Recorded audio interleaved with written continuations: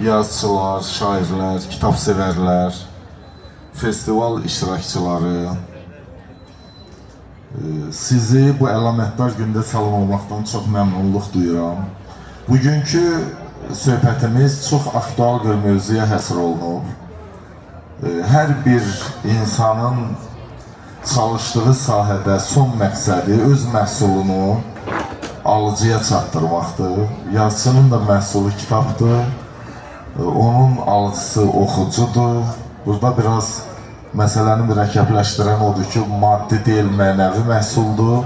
Amma onun maddi tərəfləri də var. Kitab nəşri söhbəti, kağız söhbəti, maliyyə məsələləri, mağazada kitabın satılması və s. və ilaxirə.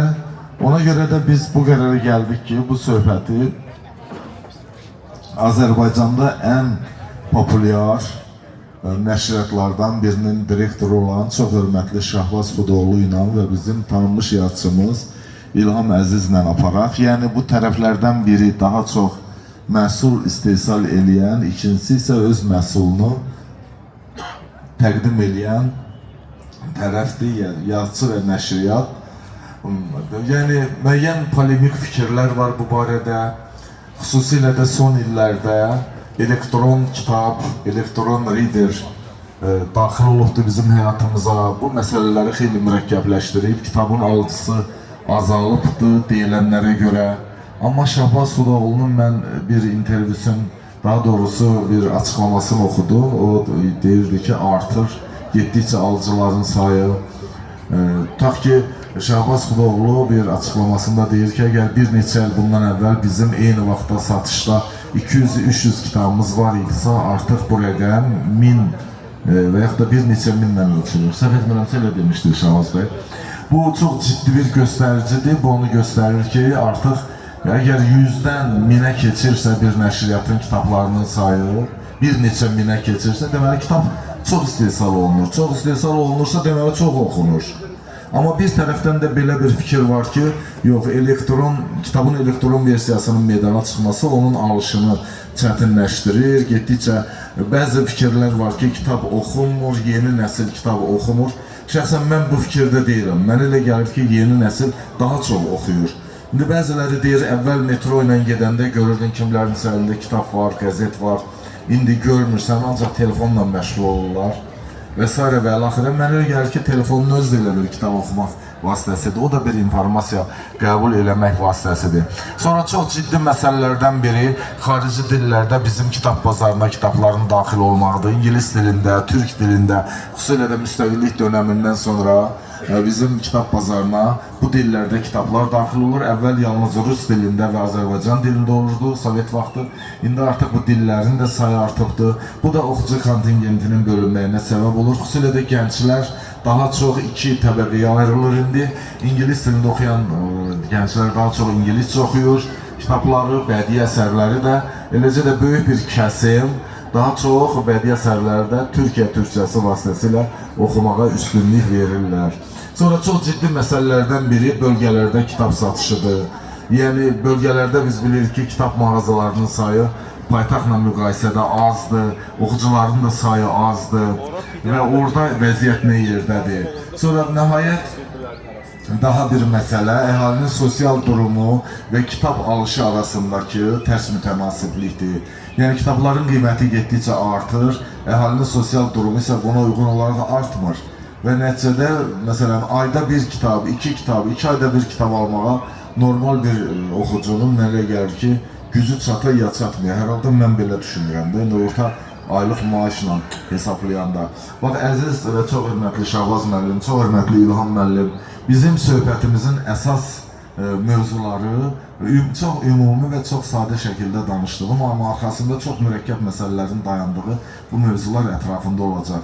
Mən böyük məmnuniyyətlə indi istəyirəm ki, bizim müasir nəşriyyatlarımız arasında doğrudan da sözün həqqi mənasında seçilən Azərbaycan kitab nəşriyyatı işinə dünya standartlarını gətirməyə bacaran, çox gözəl, nəfis tərtibatla kitablar çap edən, xarici ölkələr ədəbiyyatını məhsuldar surətdə Azərbaycan oxucusuna çatdıran və prestij brend bir nəşriyyat imici qazanan, çox qısa müddətdə Qanun Nəşriyyatının direktoru, çox hörmətli Şahbaz bəyin bizim fikirlərini bizlə bölüşməsini istəyirəm.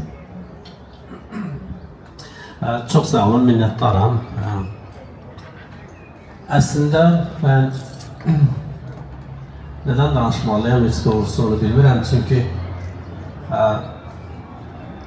kitab mənə gəlir ki, Azərbaycan xalqının kitaba münasibəti biraz fərqlidir. Yəni, heç zaman yaxşı olmayıb, heç indi də yaxşı deyil. Biz indi Akademiya Parkında yerləşirik, baxın da, yəni bu parkda əksər nəşriyyatların kitabları var, nə isə uyuq da. Yəni, əksər nəşriyyatın kitabları var, amma bax, burada sağımızda bir universitet var, arxamızda bir universitet var. Ətrafı bura universitetlər şəhərində. Amma baxın görün, universitetlər burada iştirak edirmi, gəlirmi, gəlmir. Yəni, universitetin birinci növbədə gərək ki, rəhbəri gəlsin burada, tələbə də baxsın, görsün ki, bir rektor buradadır, onlar da gəlsin, iştirak eləsinlər də. Yəni, kitaba münasibət baxanda, məsələn, dövlətin münasibəti normaldır da, yəni o mənada ki, tamamən dəyişdi də, kitaba münasibət dəyişdi, ədəbini ləğv elədilər, filan. Bu artıq bir dövlətin yanaşmasıdır da kitaba. Bu hər şey qaydasındadır. Amma xalqın münasibəti dəyişirmi? Dəyişmir. Təhsilin münasibəti dəyişirmi? Dəyişmir. Dediyim kimi də, bax, heç bir yerdə adidən biz bir universitetdə kitab sərgisi keçirməkdən ötürü il boyu yalvarırıq bu universitet rəhbərliyinə ki, icazə verin bir kitab sərgisi keçirək. Mümkün deyil. Bağlı qapıdır, amma hansı ki, elə kitabdan qidalananlar kimdir, kitaba ehtiyacı olanlar kimlərdir, elə tələbələrdir də.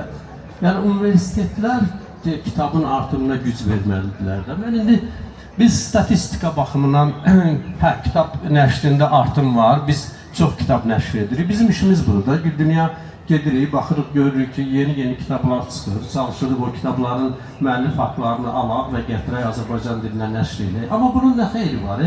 Bunun xeyri son dərəcə aşağıdır. Bilirsiniz, bizim işimiz elə o Sizif əfsanəsi kimi bir şeydir. Elə hər il dağın başına o daşı qaldırırıq, oradan düşür aşağı. Amma xeyri yoxdur. Yəni, belə, özü bu çox, bilirsiniz, bir kitabın həyata gəlməsi üçün burada ən azı 10 adamın işi olur da, ən azı 10 adamın. Yəni, baxın, bir yazar bir kitabı yazır, sonra onu redaktor işləyir, sonra onu korrektor işləyir, sonra işləyənlər üstündə dizayner işləyir, sonra qapağı ayrı bir dizayner edir, sonra gedir, onu montaj edən başqa olur, çapa verən başqa olur, çapçı başqa olur. Baxın, görün, bir kitabı nə qədər insan nəşr edir. Burada yağışın vurub zay etdiyi kitablar, burada günəşin vurub zay etdiyi kitabların bir kitabın üstündə onlarla insan işləyir. Amma mənə gəlir ki, bunları belə, heç kim bunu görmək istəmir ki, bu necə əzablı bir işdir də, çox əzablı bir işdir. Nəticəsi də sıfır demək var ki. İndi mən bugün deyil ki, 30 ildir bu işlə məşğulam da, görürəm ki, 30 ildə kitabların sayı artım var. Amma kitabxanaların sayı artıb mı? Böyük mənada artmıyor, baxın. Universitetlərin kitaba münasibəti dəyişirmi? Məsələn, mən görməmişəm Xəzər Universitetindən başqa, bir də İqtisadiyyat Universitetindən başqa öz kitabxanasında kitab alan olsun. Yoxdur, almırlar axı. Yəni, bu mənada Azərbaycanda kitab işi həddindən artıq belə yazıcı olmaq da çox mürəkkəbdir. Onun naşiri olmaq ondan da mürəkkəbdir.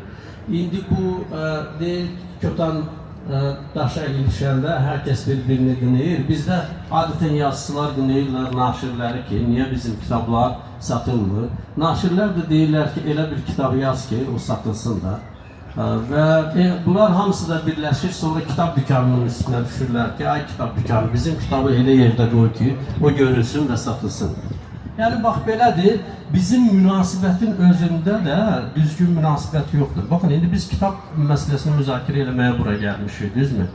Amma burada mən Azərbaycanda ən çox kitab nəşr edən bir nəşriyyatın sahibiyəm də. Mən görmürəm ki, məsələn, mən bu peşəkar biliklərimdən kimsə faydalana bilsin. Bir yazıçı gəlib desin ki, bunu necə eləyək və yaxud da bir yeni başlayanda çoxlu nəşriyyatlar var.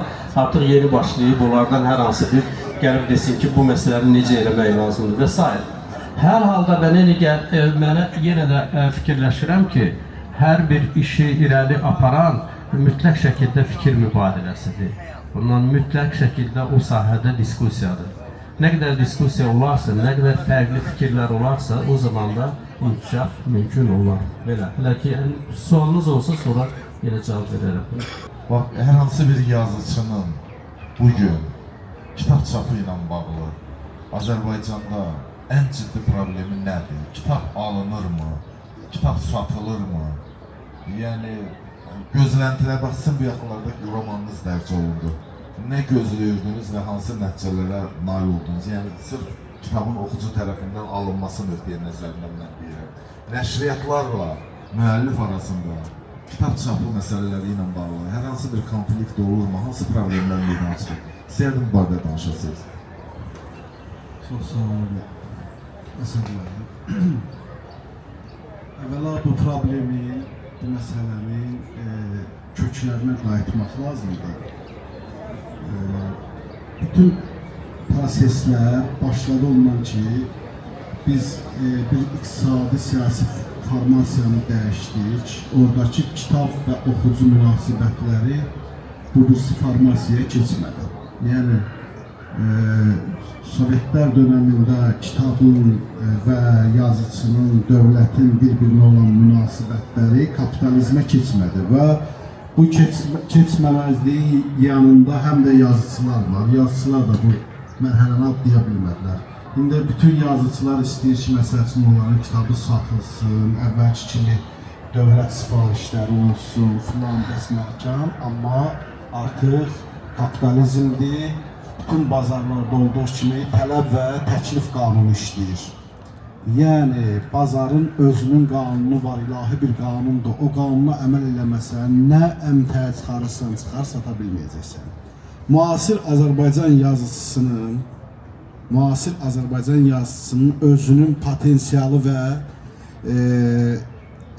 bilgiləri dünyada bu dəqiqə satan, dünyada milyonlarla tiraj satan yazıçıların səviyyəsindən çox aşağıdır. Bunu etiraf eləməliyik. Vəziyyət biraz başqa cürdür. O mənada Azərbaycan oxucusunun Türk dillərində və yaxud da Rus dilində və yaxud da İngilis dilində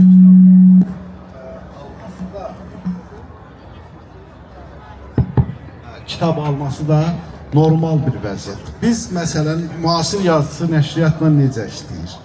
Heç bir nəşriyyat bizlə müqavilə bağlamır, belə deyək də.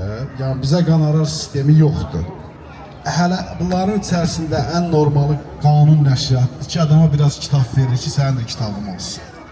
Yazıcı bu sistemlə işləməyi düzgün deyil. Ümumiyyətlə, əgər həqiqətən də sənin yazdığın məhsul satılmayacaqsa, onu bu formada yazıb, əmtəə şəklində ortaya çıxardıb, makulaturaya çevirmək həddindən artıq çox normal vəziyyət deyil. Normal vəziyyət deyil.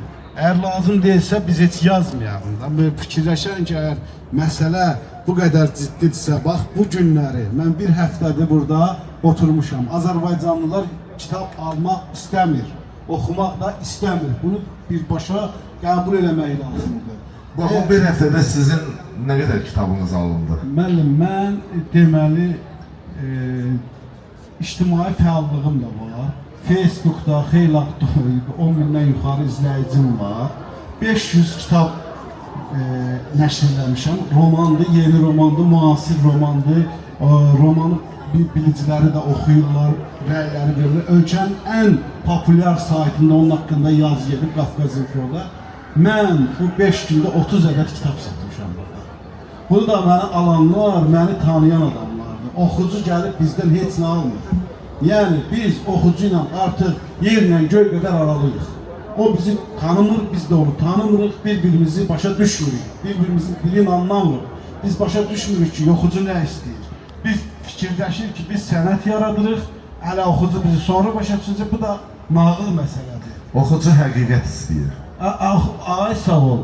Oxucu istəyir ki, sən onun yaşadığı problemlərdən, ağrılardan, istiraplardan yazasan, oxuya biraz rahatlıq tapır. Bugün Azərbaycan əsas birinci sual oldu. Azərbaycan yazıcısı istədiyi şeyi yazabilirmi? her şeyi yazabilir mi? Azaddı mı? Ne kadar azaddır? Bizim yazıcısının kitabın arkasında durup kitabını satmağı aslında cəmiyyətə qarşı ironiyadır.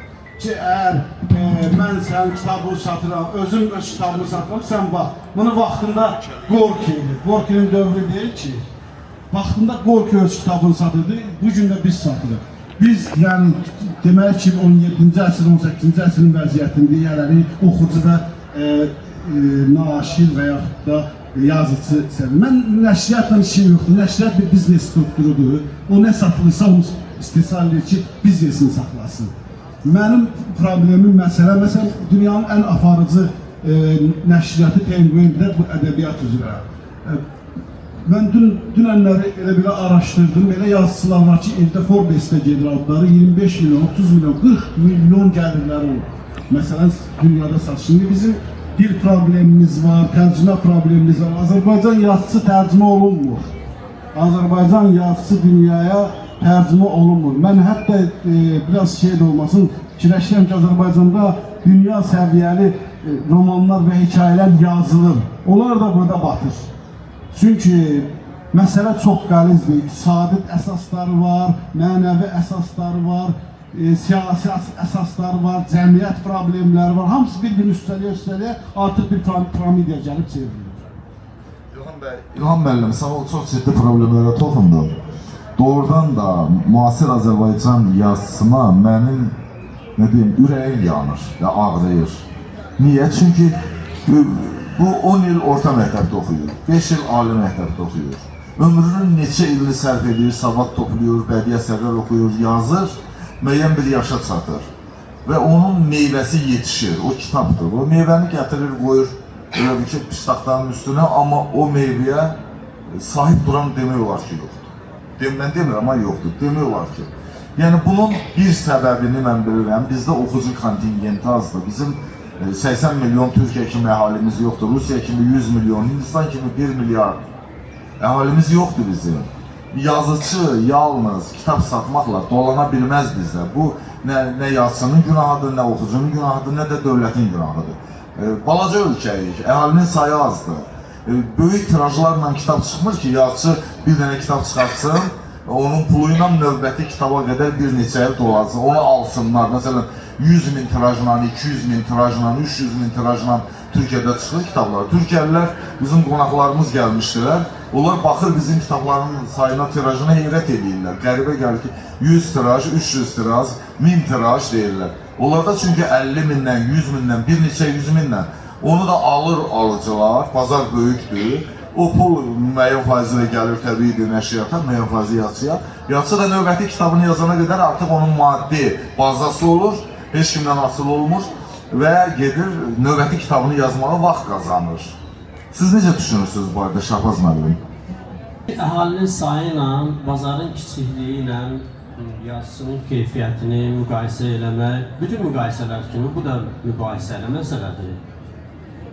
Gürcistan bizdən 5 milyondur, amma orada məsələn bizdə 1000 tirajla satılan kitablar, hətta tərcümə kitabları orada 50 milyon satılır, 50 min satılır. Yəni demək istəyirəm ki, bu deyil. Sadəcə oxu vərdişi var da, oxu vərdişi ailədən başlayır, məktəblərdən başlayır, universitetlərdə davam edir, sonra insanların şəxsi həyatına gəlir. Bu bizim insanların həyatında yoxdur axı oxu vərdişi. Bu oxu mütləq şəkildə gəlməlidir. Məsələn, baxırsan ki, bir həkim həkimliyini, özü elə bilirsiniz, yalnız kitab sahəsi belədir, elə sənətin bütün sahələri belədir. Biz sadəcə danışa bilirik də, bizim səhnəmiz var, danışırıq, sözümüzü deyirik, cəmaatı dinləyənlər var, ondan izləyənlər var, amma teatr bundan pis, kino ondan da pis, obrisi ondan da pis, sənət ümumiyyətlə hamısı belədir bizim. Yəni, belə baxanda ki, hansı sahə gözəl, xoşbəxt olur ki, kitab sahəsinin bədbəxtliyindən danışaq ki. Bu mənada oxu vərdişi yaranmalıdır. Və burada bu bir məktəbdir, bu məktəbin gərək təməlini qoyasan, evdən qoyasan. Və sonra bunu təhsili məcbur edəsən ki, kitab, məsələn, mən həkim tanıyıram ki, universiteti bitirəndən sonra əlinə bir dənə də kitab götürməyib. Onda necə olur ki? Bizim insanların həyatında yoxdur da kitab.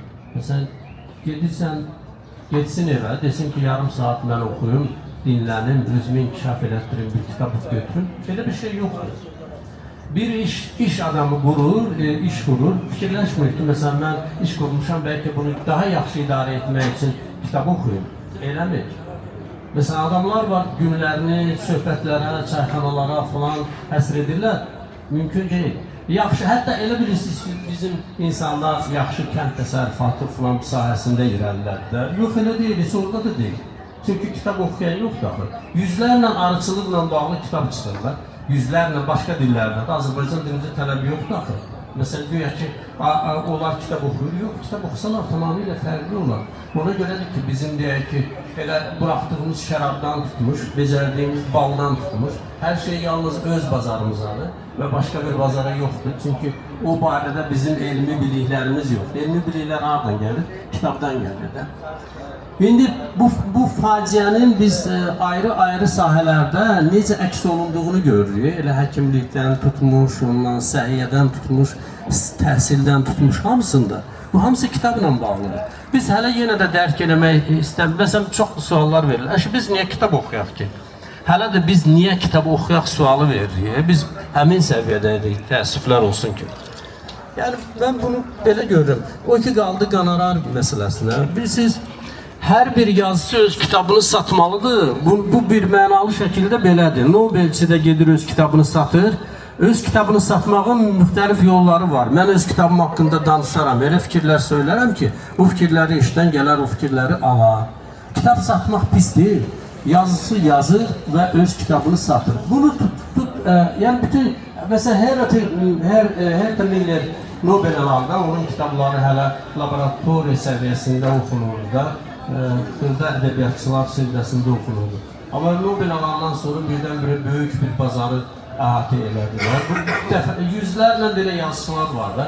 Əvvəlcə öz kitablarını özləri nəşr edirlər. Sonra nəşriyyat görür ki, hə, burada hansısa bir işin var, nəşriyyat nəşr edir. Və sonra o kitablarını yaxşı satışını təşkil etməkdən ötürü hətta müəyyən auditoriyalarda çıxış edirlər və yaxud da yeri gələndə prezentasiyaya gəlirlər, imza edirlər və s. Hər bir kitabın arxasında dayanan nəşriyyat, naşir deyil. Müəyyən bir faizi olan nəşriyyatın kitabın arxasında dayanan o yazıcının şəxsiyyətidir. Bir kitabı satan yazıcının şəxsiyyətidir. Əgər o güclü bir şəxsiyyət dayanırsa o kitabın arxasında mütləq o kitab satılacaq. İndi Azərbaycanda bu yazıçılara gedib toxunmasın bir tərəfi. Bizim auditoriya sadəcə belədir də, yəni kitaba qarşı ümumi bir biganə bir münasibət var. Bunun da təməlində çox şeylər var da. Məsələn, siz Gürcüstanın tərcümə proqramı var. Kitabxanaları kitab alırlar, var. Yalnız Tiflisdə hardasa 70'ə yaxın kitab dükkanı var. Regionlarda kitabxanalar çalışır. Və insanlar ümumiyyətlə kitabxanaların çalışmasına kömək edir. Ayrı-ayrı belə biznesmenlər gəlir kitabxanalara pul qoyur ki, kitabxanaları yaşasın. Biz indi çox şeyi dövlətin üzərinə yükləyirik, gözləyirik. Amma mən görmədim Azərbaycanda bir dənə, bax bu qədər biznes adamları var. Bunların biri ortaya çıxsın, desin ki, mən öz kəndim üçün, öz xalqım üçün, öz rayonum üçün kitabxana yaradıram. Mən kitab alıram, rayonda bu kitabı məktəblilərə paylayıram. Yoxdur belə bir şey axı. Qəribə bir şeydir ki, hələ də biz, yəni bu kitab adamları, bu biznes adamları inandıra bilmir ki, ay qardaş, siz bu kitaba kömək etməlisiniz. Aranızda heç olmasa bir balaca o vaxtı ki, o milyonçuların bir balaca deyək ki, Hacı Zeynalabdin Tağıyevin o təəssübündən biraz da sizdə olsun da, nə olar ki? Yəni bunlar olmadan kitaba hər yerdə yardım edirlər. Bizə elə gəlir ki, o milyon deyirlər, o milyonçu. Yox, elə deyil yəni. Baxın, sən kitab bıraxdın İngiltərədə, mütləq kitabxanalar alırlar onu. Hətta Türkiyədə kitabxanalar alırlar onu. Gürcüstanda kitabxanalar alırlar onu. Bizdə kitabxanalar indi başlayıblar nəsə almağa, o da çox cüzüdür, belə ola bilməz. Yəni biz həm yerli iş adamlarına, həm yerli icra orqanlarına, yəni ki, bunlar kitabın zənginləşməsi ilə məşğul olmalı. Bu ciddi bir məsələdir. Kitabın elektron versiyasının meydana çıxması da bu bazarı mürəkkəbləşdirir. Kitab bir neçə mərhələdən keçib də İlham Əziz. Məsələn, bax, əvvəl olubdu daş itiklər, daşın üstünə yazıblar. Qədim türk yazılı alberlərini deyilik. Sonra Aristotelin, Platonun vaxtında Yunanistanda belə qururdular kağızı. İndiki kitabın 40 səhifəsi həcmində idi o. Qurma kimi belə. Kitabxanalar, İskəndəriyyə kitabxanasında kitablar ondan ibarət idi. Sonra gəldi 1445-ci ildə Gutenberg Almaniyada bizim indiki anlamda kitabın əsasını qoydu. Basma üsulu ilə kitablar çıxırdı, çap üsulu ilə. Və nəhayət kitab bugün özünün 4-cü mərhələsinə qədəm qoyur. Yəni daş kitablardan, burma kitablardan, lülə kitabdan yəni cildlənmiş kitabdan sonra elektron versiya və biz cildlənmiş kitaba vərdiş eləmiş insanlar qəbul eləmək istəmirik kitabın elektron versiyasını. Bəlkə də 10 il bundan sonra artıq bu çox adiləşəcək, həyatımıza daxil olacaq. Biz başa düşəcəyik ki, kağız versiyası ilə vidalaşmanın vaxtı çatıb. Mən bunu təsdiq etmirəm, amma sual şəklində qoyuram.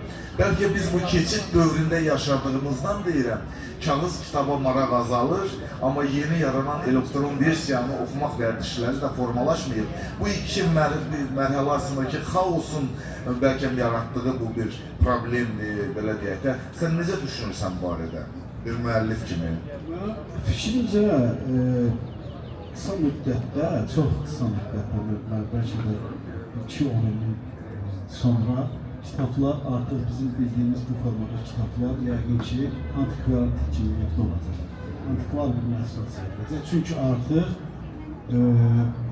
ağacları kəsmək, kitab nəşr etmək, nəşriyyatlar saxlamağa ehtiyac yoxdur. Həm bir tərəfdən süni intellektin həyatımıza daxil olmağa, həm bu smartfonların, bu readerlərinin ortaya çıxması, bu 100% proses ola gedir.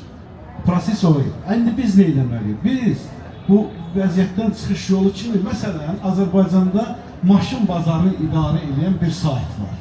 Hamımızda bizə maşın lazım olanda o sayta giririk. Düzdürmü? Biz də növbəti illər üçün elə bir sayt yaradılmalı. O saytlar yəni ucuzlu saytlar var, milyonların bütçələri var. Elə bir sayt yaradılmalıdır ki, Azərbaycan kitab bazarını idarə eləsin, mədəniyyət bazarını idarə eləsin. Bunun başqa yolu yoxdur. Artıq sərgilərlə, nə bilim, orada-burada kitab satmaqla məsələlər ortadan çıxır. Heç kim evindən çıxıb gedib nəsə almaq istəmir. Hamı istəyir ki, sifarişlə evinə gəlsin. O da bir məsəl üçün nəşriyyat bazında var. Tutaq ki, məsələn, qanun nəşriyyatına, nə bilim, hansısa nəşriyyatın saytına girsən, bir kitab ala bilirsən. Amma bunun kütləvi bütün nəşriyyatların olacağı bir böyük bir sayt yaradılmalıdır ölkədə. Bəli, bilirsiniz, bizim kimi ölkələrdə, 3-cü sinif belə bir ölkələrdə çox şeylər inzibati amillik vasitəsilə əsası qoyulur, sonra inkişaf edir. Mən elə bilirəm ki, dövlət, məsəl üçün, dəqiqləşdirməlidir, burada problem bir şey yox. Bizə kitab lazımdır, lazım deyil. Məsələn, bəlkə heç lazım deyil. Tutaq ki, lazımdır. Lazımdırsa, dövlət administrativ yollarla, göstərişlə, maliyyə ilə kitabı məcbur eləməlidir ilkin variantda. Çünki biz Sovet adamını itirmişik, oxuyan adamı itirmişik. Yeni bir nəsil gəlib, oxumur, ticarətlə məşğul olmaq istəyir, başqa işlərlə məşğul olmaq istəyir. Arada da bir baxın, məsəl üçün əlindəki TikTok-a, 1 saniyəli, yarım saniyəli şeylərə elə bilir ki, ağıllıdır, savadlıdır. Amma kitab formasında, book reader formasında oxuyan da azdır. Amma bazar ona gedir, %100 bazar ona gedir. Bunu ya administrativ formada, ya nə bilim başqa, məsələn, Şapaz müəllimə dedi, milli burjuaziya, çünki bizim milli burjuaziyanın özü sual altındadır, vəziyyətinə yerlədir. Milli burjuaziya ümumiyyətlə kitaba nifrət edir. Onlar deyir ki, kitab gətirmək, kitab aclıq gətirir, kasınlıq gətirir. O adamlarla... Kitab ilə nifrət eləsələr üzr istəyirəm, biraz daha yaxşı, nifrət ciddi bir hisdir. Lağa qoyur və ələ salır. Eşq olsun, Ələ salır. eşq olsun. Davam edin, başlayırsınız. O mənada yəni, milli burjuaziyanın heç bir təkanı yoxdur. Buna deyək ki, deyirlər bizə ki, məsəl üçün vergidə onlara keçsinlər, nəsə güzəşt eləsinlər, onlar da mədəniyyətə qollayır. Elə deyil, bizdə çox varlı burjuaziya sinifi var, amma onların heç birinin kitabla əlaqəsi yoxdur, heç kitabdan da zəhlələr gelir. Onlara da bir dənə mütəxəssis lazım oldu. Onu da gedib başqa ölkədən gətirir. Gətirir bizimkin ancaq elə ortada işli kitabsız, əli kitabsız adam quldur. Ömür boyu qul olur, qul olacaq. Başqa variantı yoxdur. İlham müəllim, çox sağ olun. Çox maraqlı fikirlər sözdünüz və tamaşaçıların reaksiyasından da göstərir ki, çıxışı çox yaxşı qarşılandı. Şahbaz müəllim, növbəti sualım sizə olacaq. Nəşriyyatlarla müəlliflər arasında hərdən konfliktlər olur. Müəyyən məsələlər üzrə olur konfliktlər. Təbiidir ki, sizin nəşriyyatla da olur, olmalıdır da. Çünki mənim nöqteyi nəzərimcə kitab, bugünkü kitab dünyamızda bizim nəşri işində, indi bəlkə də səhv eləyirəm, nömrə bir nəşriyyat qanunu mənim fikrimcə. Həm yeniliklər baxımından, həm məhsuldarlıq, həm gördüyü işlərin Azərbaycan kitab nəşriyyatı tarixindəki danılmaz göstəricilərinə görə. Təbiidir, iş görülən yerdə söz də olmalıdır, söhbət də olmalıdır. Bax, bu konfliktlər müəlliflərlə sizin aranızda hansı əsaslı olur daha çox? Əslində, elə bütün məsələlərlə bağlı konfliktlər olur da. Yəni, tərcümədən tutmuş, satışına qədər, sonra hər şeylə bağlı konfliktlər olur. Və əsas konfliktlər də tərcümə ilə bağlıdır. Yəni, burada gizli bir şey yoxdur. Məsələn, bəzən olur, tərcümə vaxtında verilmir, gec verilir, kommunikasiya düzgün qurulmur, sonra bu partlayışa səbəb olur və s. Hər halda biz çalışırıq ki, öz işimizi o həddə şəffaf görək ki, o həddə ki, bizdən hər kəs şikayət edə bilsin və bizdən olan şikayətləri dilə gətirə bilsin. Və mən burada hansısa bir inkişaf görürəm. Burada mən pis bir şey görürəm. Yəni, pis o mənada ki, bizim tərəfdən pisdir ki, yəni, o belə bir vəziyyət alınıb ki, şikayət edib. Amma bu şikayət əgər bizim inkişafımıza xidmət edirsə, niyə də ondan biz qaçaq? Deməli, daha da mükəmməl elə bir sistem yaratmaq lazımdır ki, o sistemdən şikayət edənlərin sayı az olsun. Əksinə, daha çox bu şikayət daha çox müzakirə müstəvisinə keçsin, nəysə müzakirə edin. Bu mənada bizdən oxucular da çox şikayət edirlər, tərcümələrin keyfiyyəti ilə bağlı. Tərcüməçilər şikayət edirlər qanararları ilə, az olması ilə, vaxtında olmaması ilə. Oxucular şikayət edirlər ki, tərcüməniz yaxşı deyil, keyfiyyətsizdir. Və yaxud elə insanlar şikayət edir ki, deyirlər ki, ümumiyyətlə sizin kitabları niyə sarı kağıza, ağ kağıza yetirirsiniz? Sarı kağızda bu daha ucuzdur, əksinə baxsanız sarı kağız daha bahadır. Belə bəziləri bilərəkdən, bəziləri bilməyərəkdən, bəziləri sadəcə belə. Amma hər halda bu sahədə bir hərəkət varsa bu artıq yaxşıdır. Yəni, kitab oxunursa oradakı səhvlər görünür və onu bizə bildirirlər. Bəziləri oxu vərdişi olmadıqlarına görə tutduğu səhvdə görürsən ki, ciddi bir şey yoxdur, amma adamı elə təhqir edirlər bəzən sosial şəbəkələrdə. Baxırsan ki, əslində sosial şəbəkələrdə olan bu aqressiyada elə oxunun göstəricisidir dırlar arasında. Bu aqressiya niyə görədir, hardan qaynaqlanır? Əksərdə insanlar bir-birinə rahat sözlərini deyə bilər, tənqidlərini eləyə bilər, söz deyə bilər, söz eşidə bilər və s. Amma bizdə, yəni o küçədə bəzən maşınlar bir-birini saxlayır, qalxırlar, dalaşırlar sadə bir şeyə görə. Yəni təqribən eyni bir vəziyyətdir. Belə, yəni bu, əgər iş varsa ortalıqda, mən həmişə demişəm ki, mən kitab sahəsində axın yaratmaq istəyirəm. O axının içərisində yaxşı da var, pis də var, fərqi yox. Amma bu getməlidir bu proses. Çünki siz baxın, bütün Azərbaycan nəşriyyatları götürsən, kitab nəşriyyatına, statistikasına baxsan, və o statistikadan çıxış etsən, görərsən ki, 3000 adama Azərbaycanda bir kitab düşür. Bizim kitabların sayı, baxmayaraq çeşidlər var, ümumi tiraj həddindən artıq aşağıdır. Və əslində bu Sovet dövründə də belə olub. Deyirlər Sovet xalqını, Azərbaycan Sovet xalqı oxuyan idi. Onda niyə görə ümumi tirajlar Gürcüstanın tirajlarından aşağıydı? ümumi kitap sayı, Gürcistanın kitap sayısı, kitabxanasında olan kitap sayısı daha çoxdur. Nəinki Azərbaycan kitabxanasında, milli kitabxanasında olan kitap sayı. Yəni kitaba münasibət bizdə biraz kökten gelen bir yadlıq var. Belki de bu bizim əlifba ilə bağlıdır. Məsələn, ərəb əlifbası olub, sonra latın olubdu, sonra latından təzədən kiril olub, kirildən yenə də latına keçirilib. Bu dəyişiklik də bizim kitabların ciddi şəkildə tirajının azalmasına səbəb olubdu. Amma yenə də hər halda hamı bunu istəməlidir. Mən yenə də hesab edirəm ki, əgər hamı bu şeyi istemezse, onda o şeyi elde eləmək mümkün olmayacaq.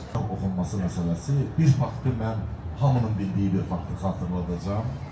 1900 təxminən 70-ci illərin axırları idi. Deməli, Heydər Əliyev cənabları pambıq üzrə Respublikada birinci yeri çıxmış Bərdə rayonuna getmişdi, Bərdənin bir safxozuna.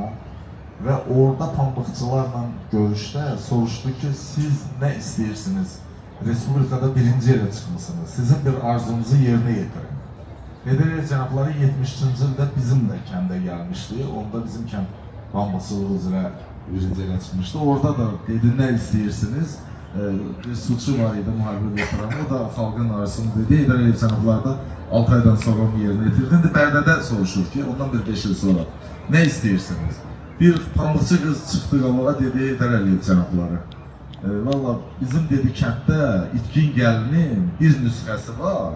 O qədər oxumuşuq deyir, onu əldən ələ keçə-keçə. Cırıq-cırıq olub, pozulub. Mümkünsə ondan bizə 3-4 dənə göndərin. Fikir verirsiniz.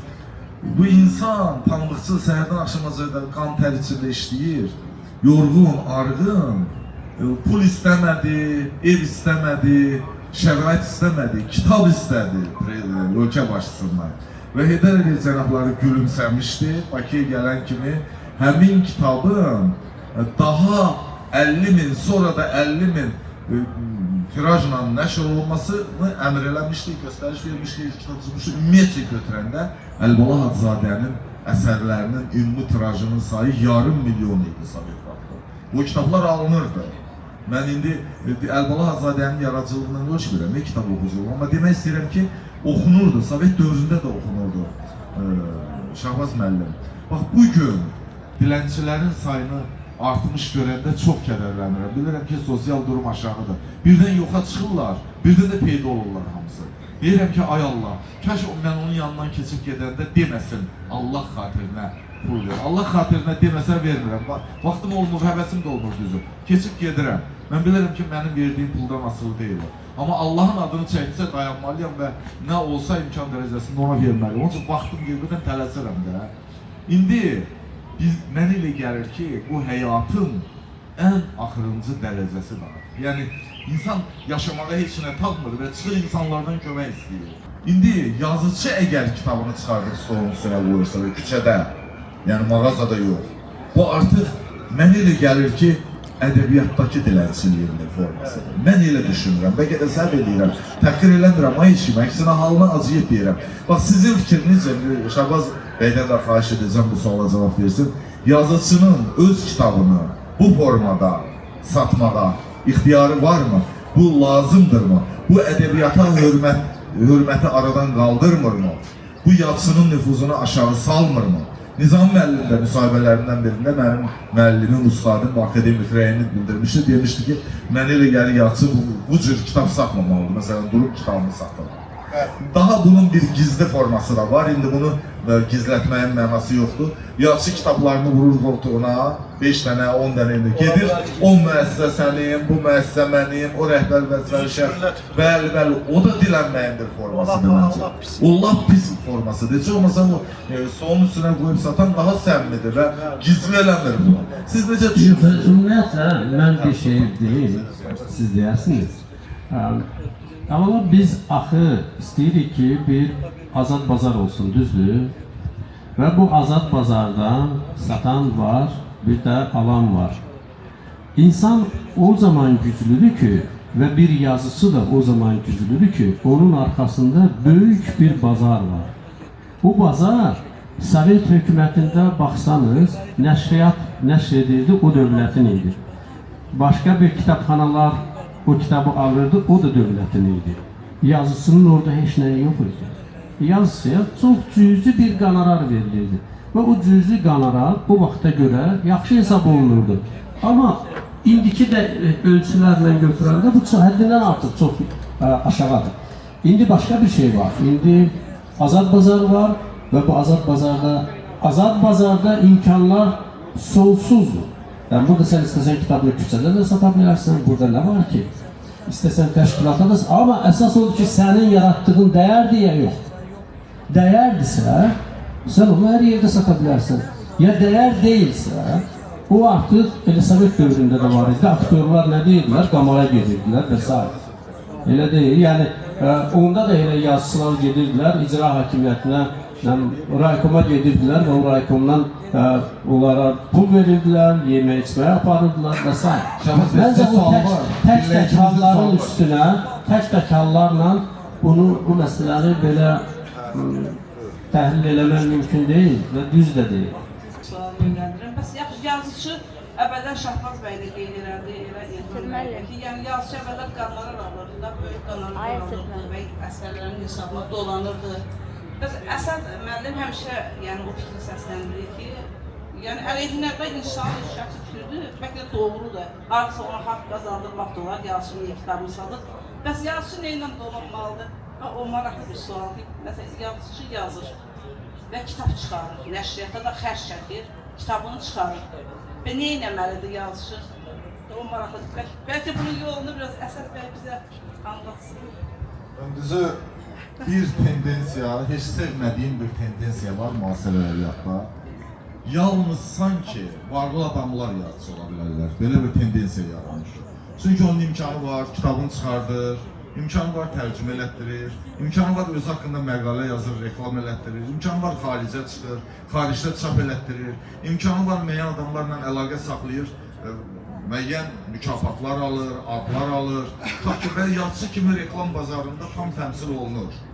Ümumiyyətcə, ən qorxulu tendensiya budur ki, istedad amilinin yerini müasir ədəbiyyatda getdikcə maddi pul amili tutmağa başlayır. Məsələn, mən bu arada düşünəndə biraz qorxuram ki, getdikcə yalnız belə çıxacaq ki, varlı adamlar yazıcı ola bilərlər.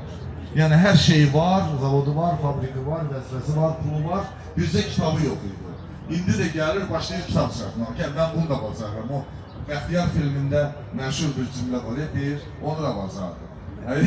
Yəni, biz bunu da bacarırıq, kitab da yaza bilirik, şair də olarıq, yazıcı da olarıq.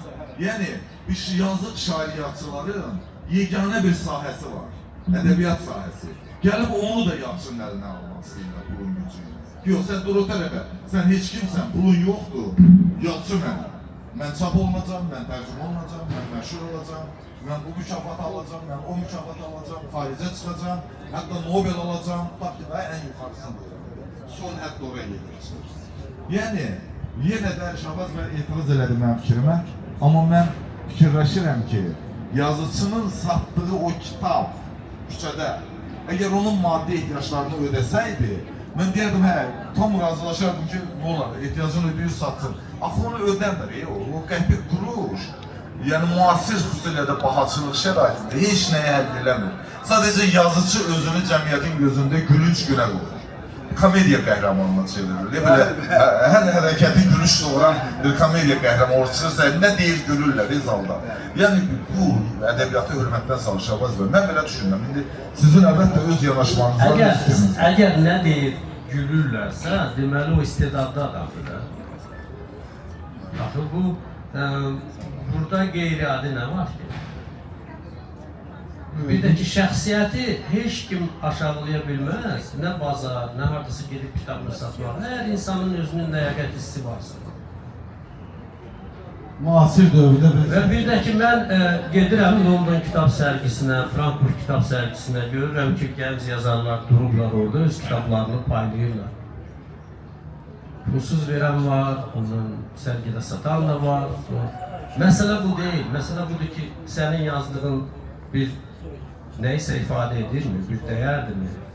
Və o dəyərlə sən hansısa bir mesajları ötürürsənmi? Və bunun cəmiyyətə deyəcək bir sözün varmı?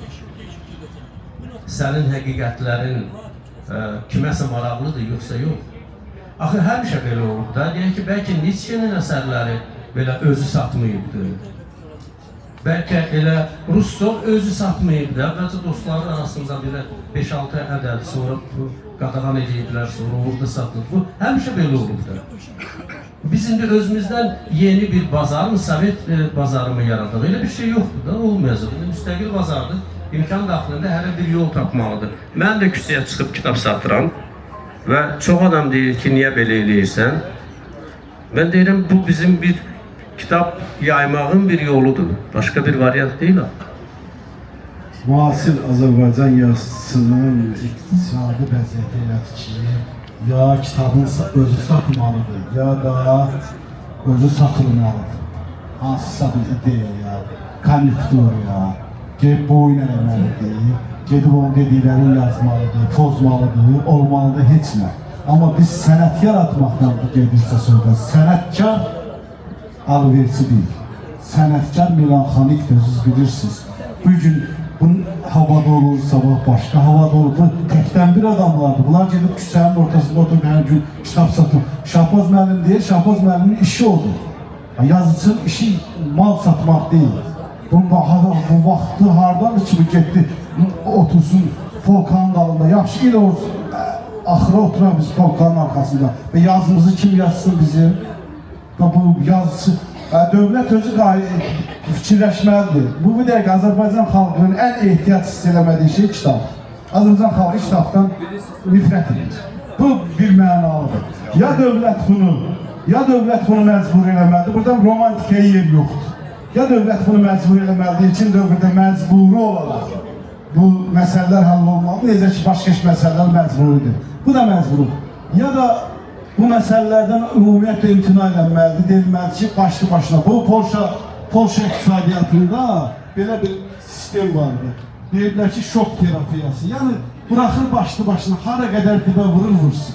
Sıfırlansın, məhv olsun, ondan sonra onun yerində nə düzələr. Fakt ki, bizim kitab bazarımız məhvə doğru gedir, batır və batacaq, sıfırlanacaq mənəyə gəlir ki, ondan sonra əgər hansı bir ideyalar, ciddi bir ideyalar, böyük Şahbaz müəllim deyir ki, dəyərli bir şey olsun. Bu Azərbaycanda kitabın içindəkinin dəyərini ölçməyə neçə adam var ki, kimdən ölçəcək bunun için dəyərlidir və yaxud da dəyərsizdir? O hanı adamlar? Baxın, məsələ burasındadır ki, siz adamlar axtarırsınız da, dəyərləri isə meyarlar müəyyən edir də, adamlar yox. Meyarlar var, dünya ədəbiyyatı. Bir də ki, satmaq bu demək deyil ki, sən fiziki olaraq gedib orada durub kitab satırsan. Sən burada çıxış edirsən və dinləyən insanlar fikirləşir ki, hayır, bəlkə mən bu adamın gedim bir kitabını alım, görüm, nə yazır? Yəni, satış odur. Orxan Pamuk'un son kitabı çıxmazdan əvvəl. Onunla çoxlu sayda müsahibələri getdi, hər yerdə yazdılar filan. Elə Əlif Şafaqın son kitabı, Dan Brown'un son kitabı, bir il hələ çıxmamışdan əvvəl o kitabla bağlı söhbətlər edirdi, danışırdı, görüşlər keçirirdi, müzakirələr olurdu. Amma mən kitabı küçəyə gətirib və insanlarla ona görə danışıram ki, çünki bizim cəmiyyətə anlatmaq lazımdır ki, kitab onun həyatını xilas edəcək, oxusun. Əgər özünə normal gələcəkdə bir həyat qurmaq istəyirsə, mütləq şəkildə kitab oxumalıdır. Məsələn, onun alternativ bir yolu yoxdur. Şahbaz bəy, çox sağ olun. Sonuncu maraqlı faktlar misal çəkdiniz. Amma Orxan Pamuk'un, Dan Brown'un, bir də kimi dediniz, üzr istəyirəm, bir nəfər müəllim çəkdiniz. Əlif Şafaqın. Bunların beynəlxalq səviyyədə ən azı Orxan Pamuk'un, Dan Brown'un xüsusilə arxasında nəhəng qüvvələr dayanır. Onlar onun reklamını təbliğ edirlər. Elə şey yoxdur. Necə yoxdur ki? Elə şey, heç bir nəhəng qüvvə deyən bir şey yoxdur. Nəhəng qüvvə onun yazdığı həqiqətə özünün inanmasıdır. Bu bir. İkincisi, əlbəttə ki, oturuşmuş kitab şəbəkələri var. Amma o şəbəkələr birinci onu qəbul edir. Və kitabla bağlı illər boyu hər ayda bir dənə tədbirlər hardasa düzənlənir. Bizim, məsələn, deyək ki, sizin də özü olduğu yazıçılar ittifaqı var və s. Bunlar hamısı kitabın təbliğatına məşğul olmalıdırlar da. Yəni eyni zamanda bunlar danışmalıdır universitetlərlə ki, bəs niyə sizdə kitab yox? Bunlar deməlidir, kitabxanalara getməli. Hələ mən görməmişəm ki, məsələn, bir məmur getsin, ən azından yerli səviyyədə gedib girsin kitabxanaya desin ki, sən sonuncu dəfə nə vaxt kitab almışsan, niyə yeni kitablar burada yoxdur? Yəni iş bu şəkildə görülməlidir. Biz elə bilirik ki, hardansa bir adam gələcək, bütün bu problemi həll edəcək. Əgər özünüz istəmirsək, bu problemin həll olması deyil. Elə səslənir ki, ümumiyyətlə də deyirsiniz ki, şəbəkələrdə bizə əksli fikirlər bildirirlər. Çünki kitabın oxunmamasını elə səbəblərə bağlayırsınız ki, xalqın cəhalətinə, nə bilim filana. Xeyr, bu ancaq yəni, insanların üzr istəyən maddiyyatla bağlı bir şeylərdir. Yəni kitab almamaq, kitab oxumamaq demək deyil. Mənim özümün kitablarımı, məsələn, Glob Edik nəşriyyatı nəşr edeyim. Mən 5 ildə hələ öz kitabımı ala bilməmişəm. Bu demək deyil ki, mən kitab oxumuram. Və yaxud da mən necə deyim, həcminə görə kiçik kitabım 160 səhifədir. Amma o kitabı yazanda mən 65 dənə mənbədən istifadə edirəm. Niyə öz kitabınızı ala bilmirsiniz? Pulunuz yoxdur yəni bu barədə? Yəni mənim öz kitabımı nəşr edən adam ora 65 euroya qoyubdur. Çünki beynəlxalq nəşriyyatdır. Amma bu o demək deyil ki, biz kitab oxumuruq. Biz hər gün kitab oxuyuruq. Məsələn, İlham Əzizi heç mən şəxsən tanımıram. Dünən onun kitabını aldım, baxmaq istədim. Amma yenə də deyirəm, insanlar başqa aspektlə yanaşmalıyıq. Bu, yəni, maddiyyat məsələsidir. İlham Əzizi mən tanıyırdım, Bəli. amma bugünkü diskusiyada mən də yenidən tanıdım. Amma Mən hökmən onun kitabını alacağım. Amma Əsəd İndi müəllim, gedirəm alamam Sovet kitabını. dövründə belə deyildi. Kitabxanalara paylanılırdı. Tələbələrə məcburən kitab necə satmaq olar? Tələbələr özlərini ancaq dolandırır. Amma bunları başqa cürə məsələ qaldırmaq lazım. Universitet rəhbərləri kitab alışını təmin eləyir, onun sərgisini təşkil edir və tələbəyə deyir ki, bax, belə bir kitab var, gedin, almışıq, oxuyun. Və yaxud da eyni məsələ orta məktəblərdə həll olunmalıdır. Təşəkkür edirəm, çox maraqlı bir diskusiya keçirdik. Başağız bəy. Çox sağ olun, Lütfiyyə xanım. Mən bilərəkdən sizin adınızı Həqiqət xanım dedim. Çünki hesab elədim ki, gəlib həqiqəti deyəsiniz burada. Siz də mənim bu etimadımı doğrultdunuz. Bütün müzakirə iştirakçılarına, Şahbaz bəyə də, İlham bəyə də minnətdarlığımı bildirirəm. Sizə də öz minnətdarlığımı bildirirəm ki, axıracan səbirlə dinlədiniz. Deməli, necədir o məşhursuz? Ağaza çıxdım adamla, bir nəlbəki badamla. Nə dili var, nə ağzı, hey danışır adamla. Cavabı kitab. Qoy kitablar həmişə bizlə danışsınlar. Biz də kitablarla danışalım. Sağ olun.